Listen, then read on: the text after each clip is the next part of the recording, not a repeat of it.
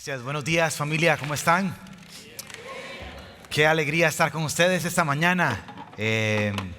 Y bueno, en febrero tuve la oportunidad de estar con ustedes por acá y bueno, hoy me reciben con una mejor temperatura, gracias a Dios.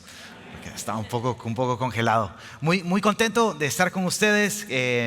Estuve durante la semana trabajando también por acá, aparte de ser pastor allá en Costa Rica, también tengo otro trabajo y pues por mi trabajo pues me toca viajar a los Estados Unidos y estuve trabajando por acá, visitando a algunos clientes, pero el viernes ocurrió algo muy especial para mí. Si bien, algo precioso es que mi esposa me acompaña y también me acompaña mi segundo hijo. Mi hija mayor ya está en la universidad, no pudo acompañarnos, pero mi hijo Tomás, que tiene 13 años, nos está acompañando también en este viaje. Por ahí anda con Mateo en algún lugar de Willow y pues Dios me ha dado muchas misiones como papá, pero hay dos que tengo en la lista. La principal es que mis hijos amen al Señor con todo su corazón. Esa es mi misión principal. Pero la segunda, no tan cerca, pero sí es la segunda, es que amen los deportes.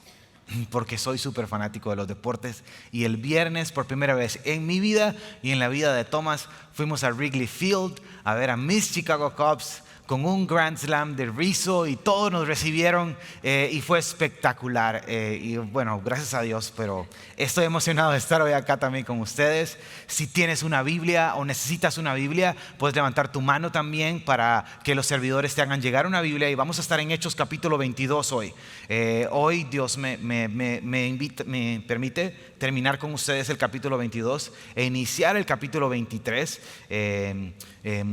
Así que lo invito a que tome una Biblia y vamos al capítulo 22. Pero hacemos una pequeña oración antes de iniciar y ponemos este tiempo en las manos de nuestro Dios. Jesús, te damos gracias por este precioso domingo que nos permites estar acá, porque podemos venir libremente a abrir tu palabra, escuchar tu voz. Señor, permítenos estar completamente atentos, que nada nos distraiga, Señor, y que podamos que nuestro corazón esté dispuesto a que tus poderosas palabras, Jesús, que son más cortantes que espada de dos filos, Señor, penetren lo más profundo de mi corazón, discierna mis pensamientos, Jesús, y me transforme y me haga más, Señor, como tú. Y Señor, que si hoy vengo cansado, agobiado, desanimado, que tu palabra hoy me impulse y me transforme. Te lo pedimos en tu nombre. Juntos decimos amén y amén. Pablo ha venido, desde el capítulo 20, llegando a Jerusalén y su anhelo siempre fue predicarle a su pueblo. Si has estado leyendo el libro de los Hechos, te das cuenta desde el momento en que Jesús interrumpe su camino, va camino a Damasco con ese celo por la ley, quería literalmente encarcelar a los del camino e inclusive si es necesario matarlos por su celo de la ley. Cristo interrumpe su camino y desde ahí él inicia ese ferviente anhelo por comunicarles el mensaje de Jesús al pueblo de Israel. Tanto así que en Romanos capítulo 15 el mismo Pablo dice que él se cambiaría en caer en maldición con tal de que el pueblo de Israel conozca el mensaje de Jesús y siga a Jesús. Era una pasión de él. Y cuando él llega a Jerusalén, él sabía que las cosas se iban a complicar. Él sabía, y ya se lo habían advertido, personas cercanas a él le rogaron que no fuera a Jerusalén, pero él necesitaba ir a Jerusalén. Ya había hecho un ministerio de 3 viajes misioneros, plantando iglesias en muchas tierras de los gentiles, y ahora lo vemos llegando a Jerusalén. Y se confirma que su recibimiento no fue el mejor. Ya su fama y muchas otras cosas, las personas estaban inquietas y se hace este alboroto en la sinagoga, lo sacan de la sinagoga y él pide un momento para hablar. Y la semana pasada en el capítulo 22 ustedes vieron ese momento donde él cuenta su testimonio, cuenta su historia de cómo Cristo lo encontró.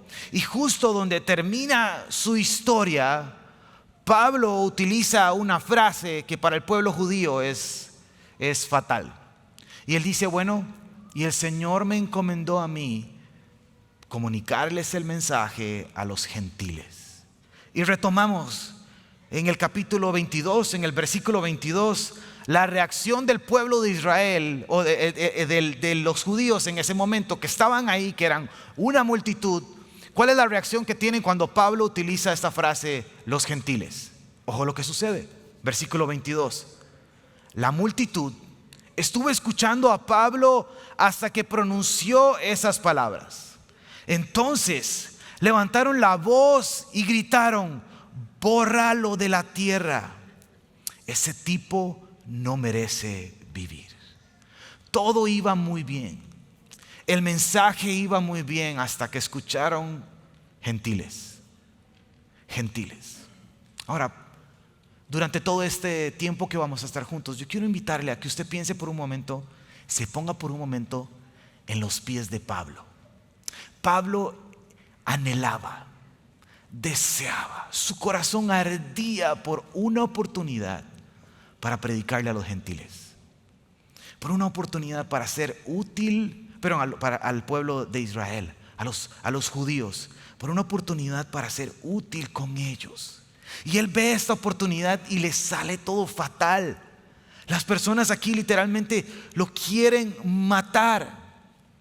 Cuando mi esposa y yo iniciamos Semilla en Costa Rica, para mí era muy importante, y creo que en alguna medida todavía es importante, era importante cómo reaccionaban las personas a mi mensaje o al mensaje que se daba el domingo. Y de cierta manera era un poco como estuvo bueno o estuvo malo, en esas categorías que a veces ponemos. La verdad es que yo creo que si nos reunimos y abrimos la palabra de Dios y estudiamos la palabra de Dios y permitimos que ella nos hable, no hay mensaje malo, no hay mensaje bueno.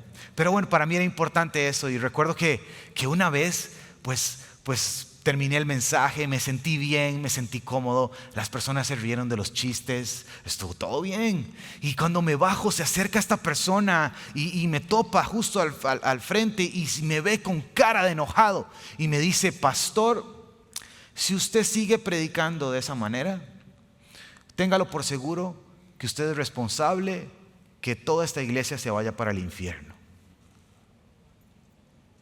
Yo me quedé frío. Como decimos en Costa Rica, me bajoneé terrible. Llegué a mi casa, ni deportes vi. No vi el partido de fútbol, no vi nada. Fue deprimido a grado 0, ¿verdad? Y me desanimé montones. Evidentemente este señor pues no estaban bueno, es otra historia. Pero, en fin, imagínense a Pablo abriendo su corazón, contando su historia. Cristo me salvó y me envió a los gentiles. Y las personas gritan, bórrenlo de la tierra, este hombre no merece morir. Los judíos pensaban en ese tiempo que los gentiles, dentro de muchas cosas, una de las cosas para las que funcionaban era para mantener el infierno caliente. No querían nada con los gentiles. Y si usted lee mucho parte de los hechos y mucho de lo que sucede en muchas de las cartas de Pablo, es esa insistencia en que el mensaje de Jesús también es para todos. Pero parece que las cosas no han cambiado mucho en nuestros tiempos. Pareciera que muchos de nosotros pensamos que el mensaje de Jesús es exclusivo para ciertas personas. Y pensamos que el mensaje de Jesús es para algunas personas que cumplen ciertos requisitos, y no es así.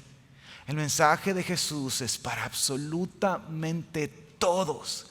La gracia de Jesús está disponible para todo aquel que abre su corazón y decide recibirla.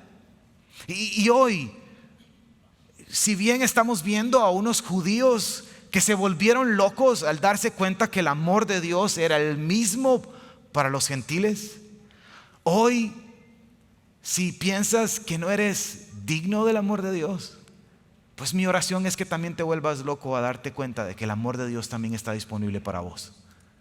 Que el amor de Dios está disponible para cualquier persona que decide venir delante de Él en humildad y entregar su vida a Jesús. Pero ahí está Pablo diciendo, pues esto no está saliendo muy bien. Y las cosas se ponen peor. Continuamos en nuestro texto, le invito a que vaya al versículo 23 y dice, como seguían gritando, tirando sus mantos y arrojando el polvo al aire, el comandante ordenó a que metieran a Pablo en el cuartel y mandó a que lo interrogaran a latigazos con el fin de averiguar por qué gritaban así en contra de él. Pablo les estaba hablando al pueblo judío en arameo, en su idioma. Entonces el comandante no tenía la menor idea de lo que estaba sucediendo, no entendía. Así que el comandante, cuando vio que las personas querían matar a Pablo, dijo, no, este hombre debió haber hecho algo muy malo. Entonces, como hizo algo muy malo, ese era el método de interrogación del Imperio Romano. Entonces, vamos a darle latigazos. No eran los golpes que había recibido Pablo en Filipos. Eso era la manera de la ley de disciplinar de ese tiempo. Esto era el Imperio Romano. Y básicamente cómo funcionaba eran látigos llenos como de clavitos al final que iban directo a la piel y la arrancaban. Y por cierto, eso fue lo que ordenaron para nuestro Señor Jesucristo. Ese fue el interrogatorio que ordenan para que cuando azotan a nuestro Señor Jesucristo. Y el objetivo era lastimar tanto a la persona que se rindiera y confesara lo malo que había hecho, confesara su delito. Y nuestro Señor Jesucristo no confesó ningún delito, porque Él no había hecho nada. No cometió ni un solo pecado. Vivió una vida perfecta y voluntariamente llevó el castigo que te tocaba a ti y que le tocaba a mí. Pero ahí está Pablo, a punto de recibir ese castigo de interrogatorio, y dice lo siguiente, versículo 25, cuando estaban sujetando con cadenas para azotarlo, Pablo le dijo al centurión que estaba ahí, ¿permite la ley que ustedes azoten a un ciudadano romano antes de ser juzgado? Al oír esto, el centurión fue y avisó al comandante, ¿qué va a hacer usted? Resulta que este hombre es ciudadano romano. Así que estaban amarrando a Pablo, ya lo iban a empezar a azotar, y sacó la carta romana. Pablo está haciendo, o lo vamos a ver haciendo esto mucho, es decir, el dicho en inglés es play the card, ¿verdad? Es decir, voy a jugar esta carta para ver cómo manejo la situación. Y Pablo dice, bueno, yo también soy ciudadano romano. ¿Y usted va a azotar a un ciudadano romano antes de ser juzgado? Al oficial romano se le para el pelo, va y le dice al comandante, y el comandante vuelve, versículo 27, y le dice, se le acercó y le dijo, dime, ¿eres ciudadano romano? Sí lo soy, responde Pablo. A mí me costó una fortuna adquirir mi ciudadanía, le dijo el comandante. Pues yo la tengo de nacimiento, replicó Pablo. Los que iban a interrogarlo se retiraron enseguida. Al darse cuenta de que Pablo era ciudadano romano, el comandante mismo se asustó de haberlo encadenado. Pablo va a decir ahora que él es fariseo de pura cepa, que él es judío, pero la historia nos cuenta que también era ciudadano romano. ¿Cómo llega a ser ciudadano romano? Pues probablemente hubo un periodo años atrás del momento en que está Pablo viviendo, en que la ciudadanía romana se podía comprar. Entonces probablemente su papá o su abuelo habían pagado para que tuviera una ciudadanía romana. Y es muy interesante esto, porque para poder pagarlo significa que tenían dinero. Tanto así que podríamos decir que Pablo fue al Harvard de la escuela judía, ya que fue educado a los pies de Gamaliel, considerado uno de los más brillantes rabís durante ese tiempo. Y aquí vemos algo hermoso de Pablo. Pablo tenía dinero, Pablo tenía posición, y aún así renunció absolutamente todo con tal de seguir a Jesús, con tal de sentirse útil en el servicio de Jesús. Y vemos una evidencia más de la pasión de Pablo, de cómo Pablo anhela que el pueblo judío conozca a Cristo. Así que el versículo 30 dice que al día siguiente, como el comandante quería saber con certeza de qué acusaban los judíos a Pablo, lo desató y mandó a que reunieran a los jefes de los sacerdotes y al consejo en pleno. Luego llevó a Pablo para que compadeciera ante ellos. Nuevamente, nuestra idea durante todo nuestro tiempo juntos es pensar un poco o ponernos en los pies de Pablo. Pablo anhela hablarle a los judíos. Va a Jerusalén, llega a Jerusalén, ya han habido dos alborotos, uno en la sinagoga, otro afuera, lo meten a la cárcel y ahora lo llevan delante del consejo. El consejo judío es como decir la corte suprema judía. Yo me imagino que Pablo dijo: gracias, Jesús, ahora sí, es mi oportunidad. No solamente le pude hablar al pueblo judío, ahora le voy a hablar al consejo, le voy a contar mi historia con Jesús, voy a hablarles de Cristo. Y bueno, veamos a ver qué sucede. Versículo 1 del capítulo 23, las cosas se ponen un poco difíciles o continúan poniendo difíciles para Pablo. Dice así: Pablo se quedó mirando fijamente al consejo y dijo: hermanos, hasta hoy he actuado delante de Dios con toda buena conciencia. Así que Pablo inicia abriendo su corazón y les dice: hey, vean, yo estoy aquí delante del consejo. Yo todo lo que he hecho es esa pasión que hay en mi corazón. Y no lo he hecho con mala intención, lo he hecho con buena conciencia. Pero ojo, como todo empieza a ponerse fatal. Versículo 2 dice: ante esto, el sumo sacerdote Ananías ordenó a los que estaban cerca de Pablo a que le golpearan la boca. Yo me imagino esa escena. Pablo empieza a hablar, se viene esta persona y le da una bofetada por la boca. ¿Y han visto el meme de Batman y Robin? De cuando Robin está diciendo: ay, feliz Navidad, ¿verdad? Es demasiado temprano para feliz Navidad, ¿verdad? Eso mismo le sucedió al pobre Pablo. Y a partir de acá se empieza a poner cada vez más difícil y más difícil. Es más, se enoja tanto Pablo que ojo cómo reacciona. Versículo 3 dice: hipócrita, a usted también lo va a golpear Dios. ¿Cuántas veces no hemos estado en esa situación? En donde queremos venir con la mejor actitud, abrir nuestro corazón, tal vez evangelizar a alguien, tal vez comunicar el mensaje de Jesús a alguien y nos salen con una grosería. Y entonces uno tiene ganas de decirle: ay, este pecador, ¿verdad? Cuando esté en el infierno se va a acordar de mí. Hipócrita. Pablo reacciona enojado y dice: ahí está sentado usted, versículo 3, para juzgarme según la ley, y usted mismo viola la ley al mandar a que me golpeen. Versículo 4, los que estaban junto a Pablo le interpelaron y le dijeron: ¿cómo te atreves a insultar al sumo sacerdote de Dios? Hermanos, no me había dado cuenta de que era el sumo sacerdote, respondió Pablo. De hecho está escrito: no hables mal del jefe de tu pueblo. Y Pablo dice: ay, metí las patas. Aquí dicen metí las patas, sí, ¿verdad? En Tiquicia decimos metí las patas, perdón. En inglés es drop the ball, ¿verdad? Fumble. Me fui. No debí haber hecho. Yo tal vez creo que en estos segundos en que Pablo, que habla tan apasionadamente de Jesús, recordó a Jesús, que Jesús estuvo frente a este mismo consejo. En Juan 18 lo vemos, él está enfrente al consejo. A Jesús mismo lo abofetearon, lo golpearon, pero Jesús se quedó callado.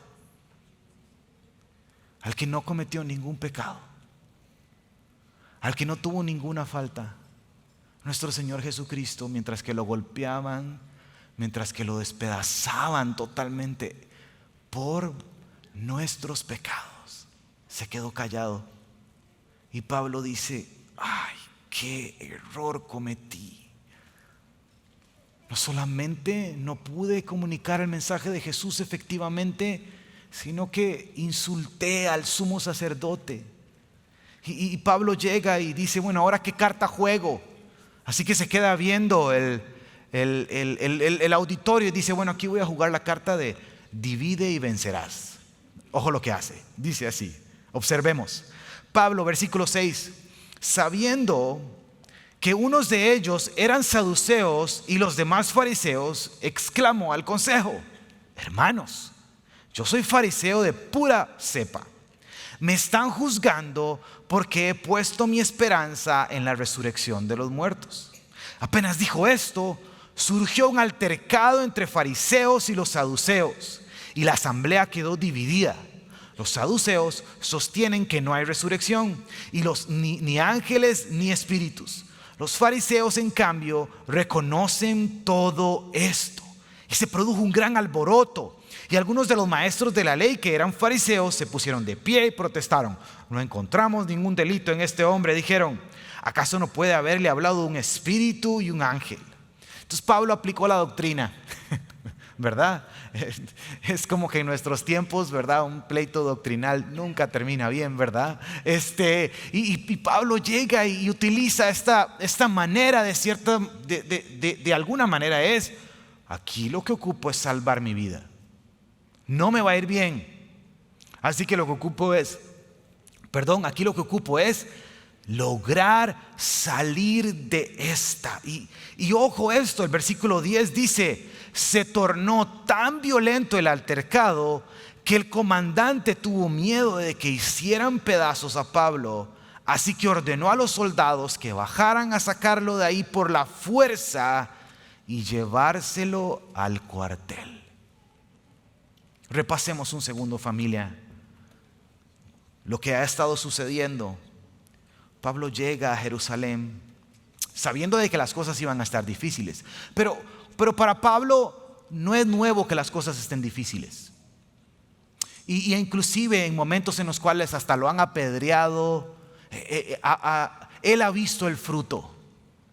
En Filipos lo vimos, lo metieron a la cárcel. Y bueno, pasa este terremoto, este milagro, y sale y ahí se planta una iglesia. En Éfeso, en los diferentes lugares, él planta una iglesia. Él anhelaba comunicar el mensaje de Jesús apasionadamente al pueblo de Israel.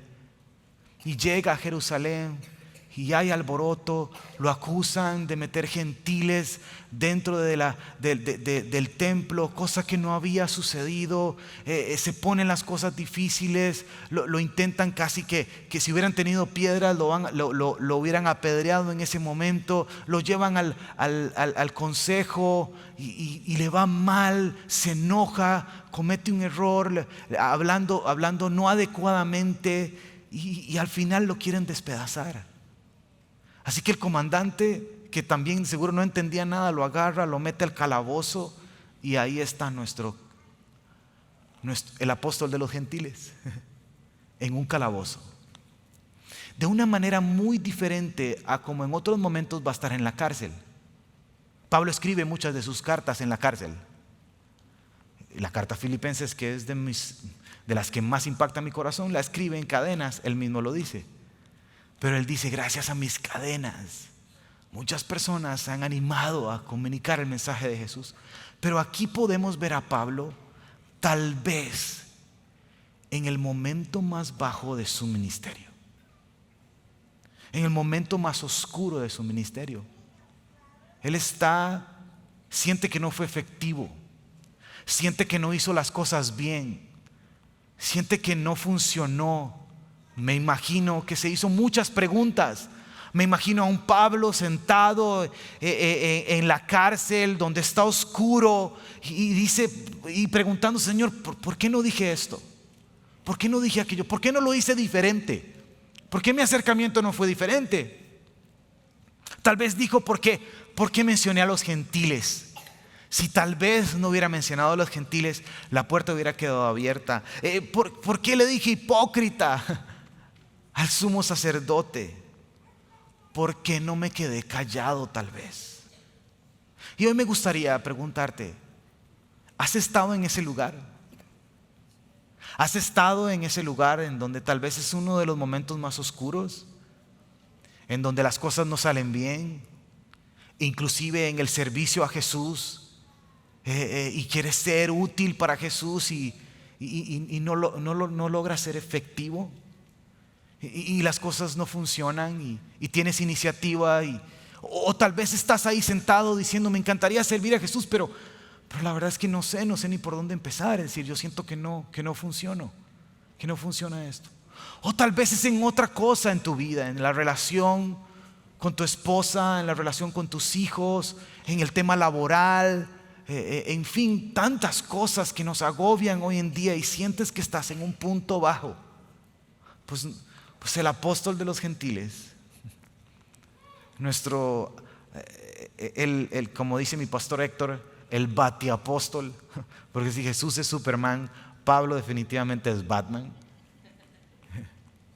Está ahí en un punto súper bajo, y es ahí, en su punto más bajo, donde sucede lo siguiente. Me acompañan al versículo 11.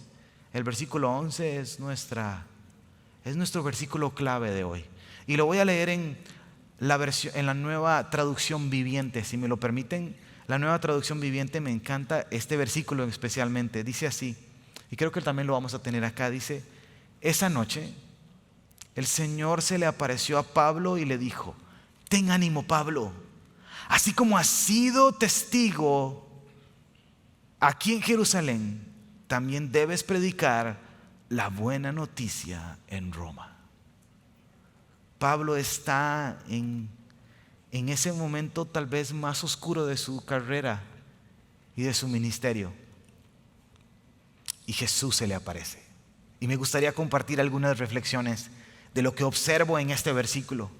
Lo primero que observo es que Jesús se le acerca a Pablo en la noche, en el momento más oscuro, en la hora más oscura. Jesús se le aparece y le dice: ten ánimo. En el momento en que todo va mal, en el momento en que tal vez él se siente más desanimado, en el momento en el cual él se siente tal vez inclusive derrotado, Pablo dice: mi vida muy probablemente va a terminar ya, y no pude comunicar el mensaje que ardía en mi corazón al pueblo de Israel, o al menos sentí que no lo hice efectivamente. Y me encanta nuestro Señor Jesucristo. Él se aparece a nosotros en el momento más oscuro. Él se aparece a nosotros en el momento en el que estamos más desanimados, en el momento en que sentimos que no hay salida. ¿Y saben qué, familia? Muchos de nosotros necesitamos llegar a ese momento, darnos cuenta de que la única salida es con Jesús, que mi único plan es rendirme a Jesús por completo, y en esa oscuridad que Él encienda la luz de su verdad y que ilumine mi corazón por completo y que me limpie por completo. También observo que Jesús viene y se le aparece. Una versión en la Biblia me encanta, en inglés de la Biblia, dice que Jesús llegó y se le puso al lado. Muy probablemente Pablo estaba en el piso, derrotado, y Jesús se levanta, lo pone al lado y lo levanta con palabras de ánimo. Y esto me encanta, porque cuando las cosas se ponen oscuras, cuando sentimos que todo mundo nos dejó botados, cuando nos sentimos solos, a veces el caminar en Cristo es solo, Jesús está a nuestro lado. Inclusive Él utiliza nuestros errores para su gloria, y Él utiliza nuestros errores para hacer la tarea. Y Él, inclusive los momentos difíciles que yo paso, Él los utiliza, Él los continúa utilizando. Me encanta palabras reconfortantes de Jesús a mi lado. Si yo soy infiel, Él sigue siendo fiel. Si yo estoy pasándola mal, Él me recuerda que nunca me va a dejar y que nunca me va a abandonar. Hoy quiero decirte que si estás en ese momento oscuro, Jesús está ahí, pero está a tu lado levantándote. No te está señalando, no te está reclamando, te está diciendo: vamos, vamos. Me encanta también que Jesús no vino y lo sacó de la cárcel. Jesús vino y lo acompañó en la cárcel. En Hechos 16 vemos cómo Jesús saca a Pablo de la cárcel, pero ahorita vemos donde está ahí con Él. Y muchas veces vamos a ver milagros que Jesús nos saca de situaciones, pero en otros momentos Jesús nos va a acompañar en medio del sufrimiento, en medio del dolor, en medio del momento oscuro. Jesús va a estar ahí al lado de nosotros, caminando a nuestro lado. Aunque ande en valle de sombra y de muerte, no temeré mal alguno, porque tú estarás conmigo. Ese es nuestro Señor. Y oramos muchas veces para que nos saque de situaciones, pero también Él prometió que iba a estar con nosotros. Me encanta este texto porque también Él es personal. El mensaje es directo a Pablo. Él viene y le habla por su nombre. Y hoy Jesús te llama a ti y a mí por nuestro nombre.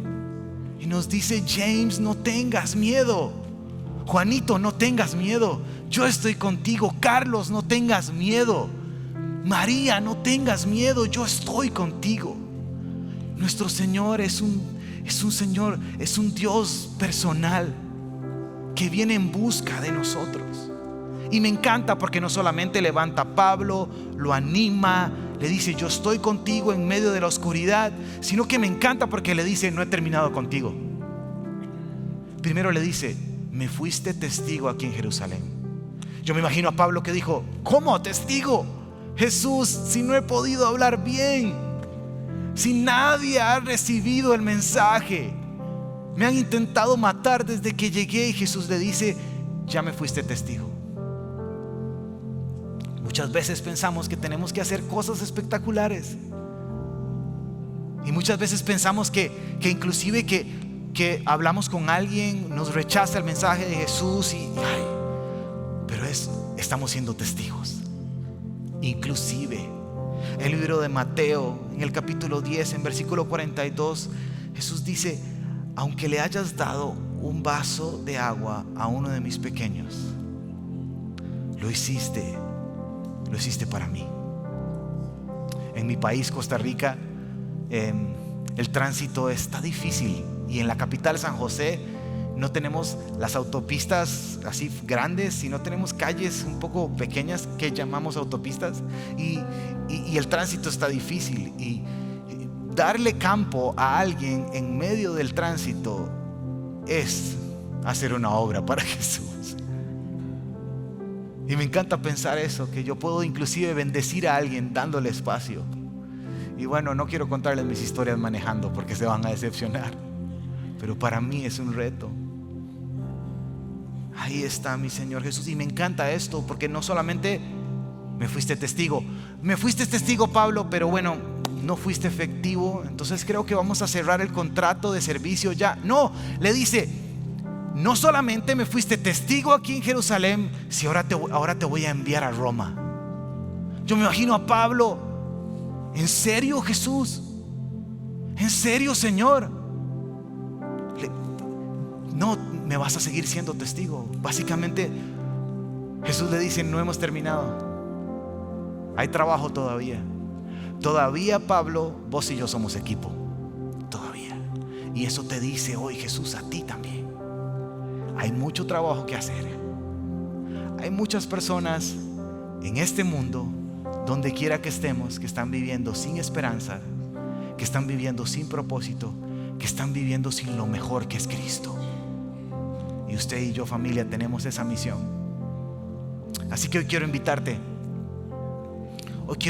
si has venido desanimado, si la vida tal vez te ha golpeado, por decirlo así, si tus propios errores te han golpeado, si hoy tal vez, un poco como vimos en Pablo, si sientes que has metido las patas y hiciste demasiados fumbles y te ha ido mal, y tal vez inclusive has pagado algunas de esas consecuencias, hoy el Señor te dice: ánimo, no he terminado contigo, todavía podemos, todavía hay mucho trabajo que hacer.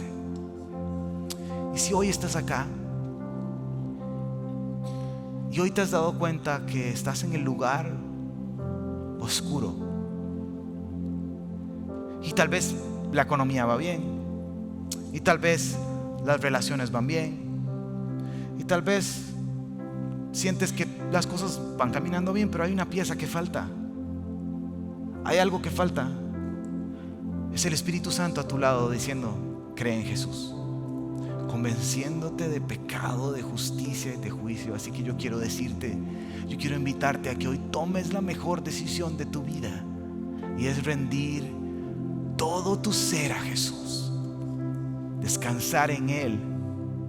Él va a depositar en ti arrepentimiento, perdón, gracia, y puedes salir de este lugar con estas mismas palabras: ten ánimo, no he terminado contigo. Quiero terminar recordando el texto que Elenita y Carlitos nos leyeron. Está precioso. No tengas miedo, yo te he liberado, yo te he llamado por tu nombre y tú me perteneces. Aunque tengas graves problemas, yo siempre estaré contigo. Cruzarás ríos y no te ahogarás. Caminarás en el fuego y no te quemarás, porque yo soy tu Dios y te pondré a salvo. Yo soy el Dios Santo de Israel. Yo te amo. Tú vales mucho para mí. Amén. Oramos. Gracias, Dios.